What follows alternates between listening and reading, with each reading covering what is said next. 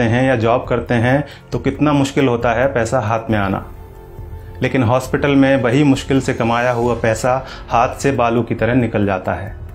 फिर भी हम सभी अस्पताल में जितना पैसा मांगा जाता है खर्च करते हैं। अगर किसी के पास पैसा नहीं होता तो वो उधार लेता है, लेकिन इलाज तो करवाता ही है।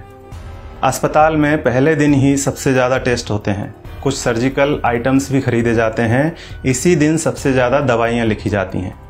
हॉस्पिटल में कुछ पैसा एडवांस के तौर पर भी जमा किया जाता है। हमने भी वही सब किया, हमें भी दवाइयाँ लाने के लिए कहा गया। आजकल हर हॉस्पिटल का अपना मेडिकल स्टोर होता है, सो यहाँ भी था। हमने दवा ली और हमारा जो पहला बिल बना वह था 8,369 रुपये का। हमने अपनी जेब से इतने रुपए निकाले और देना चाहा तो पता चला कि हमें तो सिर्फ 4,620 रुपये ही देना है। क्या आपके साथ ऐसा कभी हुआ है कि आपने 8,300 रुपये की दवाइयाँ खरीदी हों और किसी अस्पताल ने आपको 4,600 रुपये ही लिए हों? शायद नहीं। हमारे साथ भी पहले ऐसा कभी नहीं हुआ था। अब यह बिल देखिए, दवाओं की कुल कीमत है 8,369 रुपये, जिसके नीचे लिखा है डिस्काउंट 3,748 रुपये। नेट अमाउंट है 4,600 रुपये, जिसका भुगतान हमें करने के लिए कहा गया। ऐसे हमारे पास और भी कई बिल हैं। हमने 5 दिन एडमिट रहने के दौरान वहाँ से कई बार दवाइयाँ खरीदी और हर बिल पर हमें ये छूट मिली। सबसे बड़ी बात यह थी कि ये डिस्काउंट हमें मांगने पर नहीं मिला था, यह बिना मांगे हमारे बिना आग्रह किए पूरे सम्मान के साथ हमें दिया गया था, क्योंकि ये डिस्काउंट वहाँ उनके बिलिंग सॉफ्टवेयर में ही फीड कर दिया गया है। और आप यह जानकर हैरान होंगे कि डिस्काउंट का प्रतिशत 2, 4 या 10% नहीं है, यह बहुत ज़्यादा है। कुछ सर्जिकल और इंजेक्टेबल में डिस्काउंट 91% यानी 91% तक हैं, और जितने भी पेशेंट वहाँ एडमिट हैं सबको इसका लाभ मिल रहा है। अब आपके मन में सवाल उठ रहा होगा कि ऐसा क्यों? हम भी यही सोच रहे थे कि आखिर ऐसा क्यों। तो हमने डॉक्टर साहब से सीधे पूछ लिया, क्योंकि इसका जवाब तो वही दे सकते थे। फिर उन्होंने हमें बताया कि क्यों उनके अस्पताल में इतना डिस्काउंट दिया जाता है। उन्होंने हमें समझाया कि MRP का खेल क्या होता है। एक उदाहरण के तौर पर उन्होंने बताया कि एक इंजेक्शन 270 रुपये का आता है और उस पर MRP आती है 1,000 रुपये।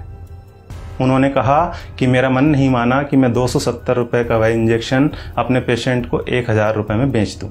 मैं डॉक्टर हूँ, मुझे अपनी फीस और मेरे हॉस्पिटल की दूसरी सेवाओं का चार्ज मरीज से लेना है।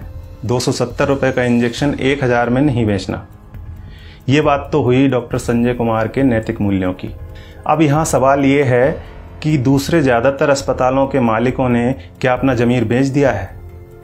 बेबी गैस्ट्रो केयर अस्पताल के डॉक्टर संजय कुमार की तरह ये क्यों नहीं कहते कि हमें भी अपनी सर्विसेज का पैसा ही मरीज से लेना है? वे क्यों नहीं कहते कि 270 रुपये का इंजेक्शन 1,000 में हम नहीं बेचेंगे? दूसरा सवाल ये है कि आखिर दवा कंपनियों द्वारा इतनी MRP लिखी ही क्यों जा रही है? इनको किसने अधिकार दिया है दवाओं पर इतनी ज़्यादा MRP लिखने का? और आखिर में सबसे बड़ा सवाल यह है कि हमारी सरकार, हमारा स्वास्थ्य विभाग, हमारे प्रधानमंत्री और स्वास्थ्य मंत्री क्या कर रहे हैं? वे इस बात का संज्ञान क्यों नहीं लेते? क्या दवा कंपनियों द्वारा लिखी जा रही MRP पर अंकुश लगाना नोटबंदी या धारा 370 हटाने से ज़्यादा कठिन काम है? क्या इसे व्यवहार में लाना GST लागू करने से ज़्यादा मुश्किल है? अगर नहीं तो फिर क्यों दवा कंपनियों को इतनी छूट दे रखी है? उन्हें इस बात को संज्ञान में लेना ही चाहिए और जल्दी से जल्दी MRP पर अंकुश लगाना चाहिए। जब तक ऐसा नहीं होता है तब तक आपको और हमें अपनी आवाज़ उठानी ही पड़ेगी, और ये इतना मुश्किल भी नहीं है। हम सबको बस इतना करना है कि अगर 270 रुपये का इंजेक्शन हमें 1,000 रुपये में दिया जा रहा है तो हमें कहना है भैया 300 लगा लो, चलो भैया 400 ले लेना। इसके साथ ही एक काम और करना है, और वो ये है कि इस वीडियो को ज़्यादा से ज़्यादा शेयर करना है।